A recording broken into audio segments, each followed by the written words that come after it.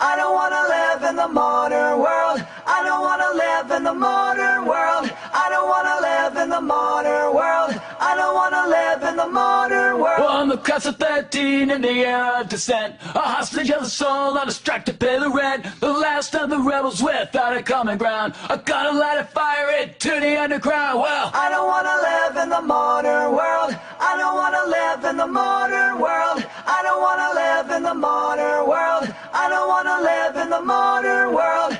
I am a nation without bureaucratic ties. Deny the allegation as For the last few years, I've had this sense that everything I learned as a kid about how America's government works is completely wrong. But I had no idea how bad things actually were until I saw this one graph. Researchers at Princeton University looked at more than 20 years worth of data to answer a pretty simple question. Does the government represent the people? Now, this is what they found.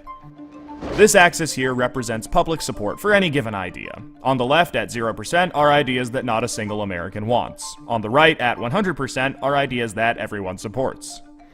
This axis represents the likelihood of Congress passing a law that reflects any of these ideas, from a 0 to a 100% chance. On this graph, an ideal republic would look like this. If 50% of the public supports an idea, there's a 50% chance of it becoming law. If 80% of us support something, there's an 80% chance. You get the idea. Now, most Americans would probably agree that, with a few exceptions, we should be as close to this ideal as possible. Unfortunately, the way America actually works doesn't even come close. Take an idea that nobody supports, literally nobody, and it has about a 30% chance of becoming federal law. Now, take an incredibly popular idea, the most popular idea this country has ever seen, and there's also about a 30% chance of it becoming law. This means that the number of American voters for or against any idea has no impact on the likelihood that Congress will make it law. Put another way, and I'm just going to quote the Princeton study directly here, the preferences of the average American appear to have only a minuscule, near zero, statistically non-significant impact upon public policy. So if you've ever felt like your opinion doesn't matter and that the government doesn't really care what you think, well, you're right. But there's a catch.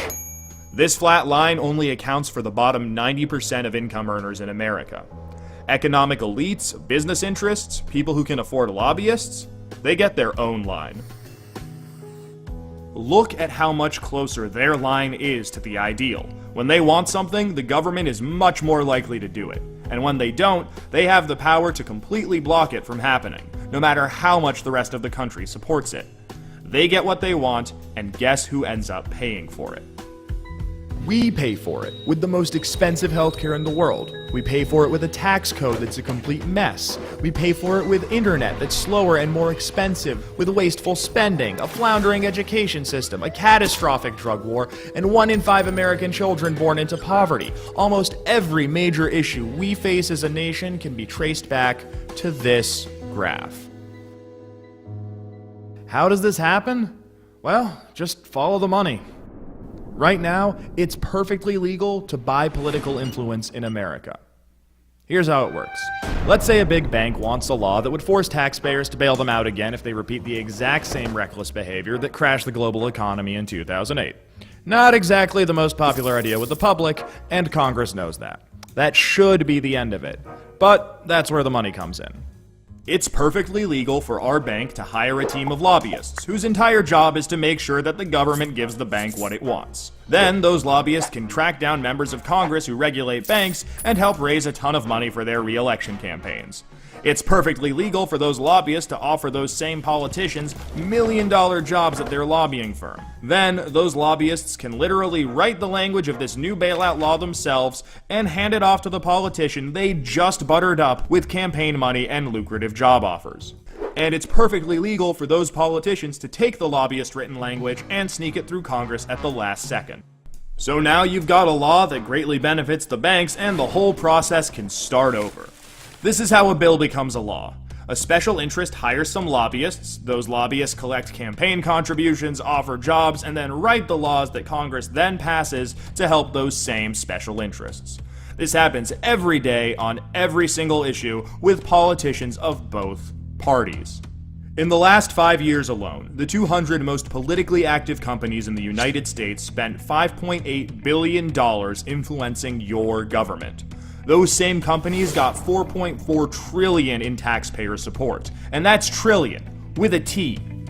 And that's just the top 200 companies. Never mind every other special interest, every union, every trade association, and every billionaire. Every single one of them can use their money to buy political influence.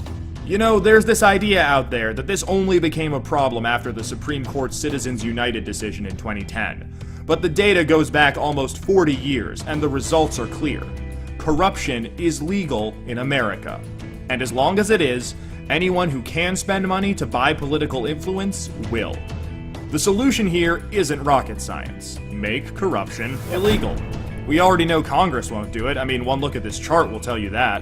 What we need is a plan that lets us go around Congress and do what the American people do best. Fix this mess ourselves. Well, I wanna take a ride to the Great Divide, beyond the up-to-date and the neo-gentrified, the high definition for the low resident, where the value of your mind is not held in contempt. I can hear the sound of a beating heart that bleeds beyond the system that is falling apart, with money to burn on a minimum wage. Well, I don't give a